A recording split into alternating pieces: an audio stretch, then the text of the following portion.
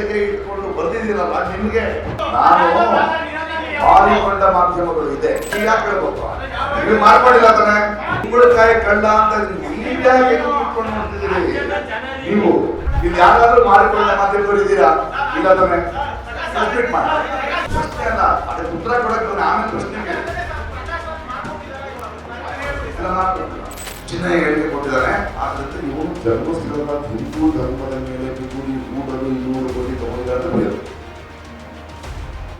Actor turned politician Prakash Raj has clarified his role in the Dharmasthala mass burial case after being named in a petition filed by the main accused Chinnayya.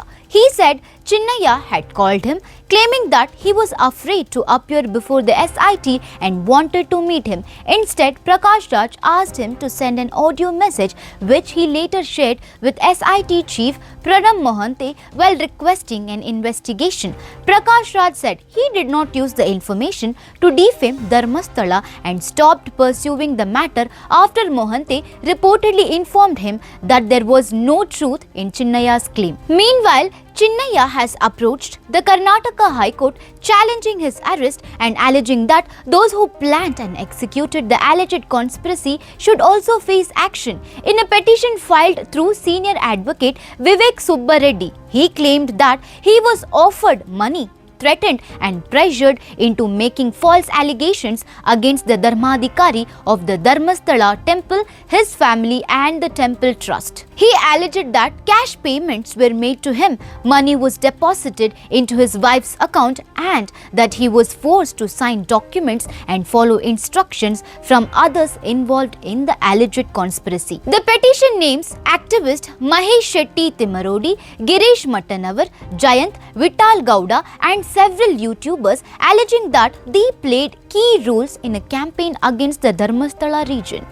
Chinnayya further claimed that he and his family were threatened if he refused to cooperate. He also alleged that he was promised 50 lakh rupees and that the operation had a budget of 200 crore rupees with funding allegedly coming from Kerala. The petition additionally alleges that Prakash Raj encouraged Chinnayya during the developments surrounding the case. Prakash Raj denied any wrongdoing and reiterated that he had only forwarded the claims to the SIT for investigation. He also said that the accused in the Dharmasthala Soujanya murder case has still not been arrested and referred to previous police findings that reportedly showed more than 400 people missing from the area. Before the press conference, Prakash Raj faced criticism from members of the regional media over social media posts questioning the media's intentions. Journalists demanded an apology over remarks they interpreted as referring to the media as Godi media and sold out media.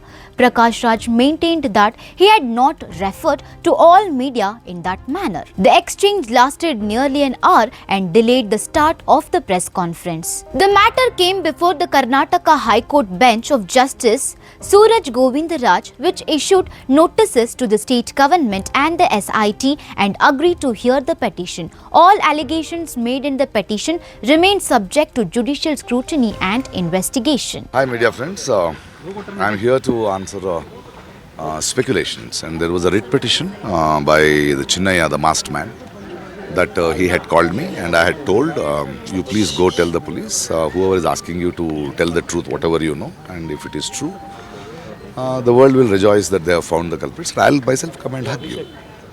And he said, sir, I want to meet you. I said, no, you don't have to meet me because I am not a police officer here. Sir, I have certain things. I said, please record it and send it to me. Immediately as a citizen, what should I do? Because I get an information from a fellow whom everybody is thinking, having their own speculations. He is from Mandya. There are videos, the media, and the people who believe in God, or in Dharmasthala, they are hurt because something is happening. This should not happen whether in Dharmasthala, Bangalore, Vidadi, or any place of this world for that matter. There are women, there are children, and we have cases. So I immediately knew there was Mr. Mohanty, whom I adore him and I respect him for his official work and of his investigative abilities. So immediately I contacted Mohanty and I said, this is the man. What language did he speak? He said he doesn't speak Kannada. I don't think that, what is the speculation in the media about him being Mandya? I think he's a Tamilian and he has an accent of Telugu. I'm coming and meeting you, I'm sending you the recordings. Then I went and met him. He said, thank you Prakash, this is a good evidence. You please erase it. Did you get any other information? You let me know. After few months, then I kept asking him, what is it? He says, this is happening, this Bandlaguda, we have found some body, we have found some not tallying, we are preparing the report. But this guy is turning around. He is turning around and he is now saying somebody is pushing me. So further conversations don't have with him, even if you call. And I ended the matter.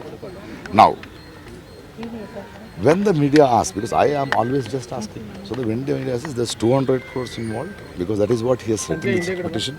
And there is a difference. So people and the media has the right to know that did I speak to Chinnayya? What did I speak to Chinnayya? Did really what Chinnayya is saying? Then what is the 200 crores or whatever? For more such updates, stay tuned to Daily Salar Digital.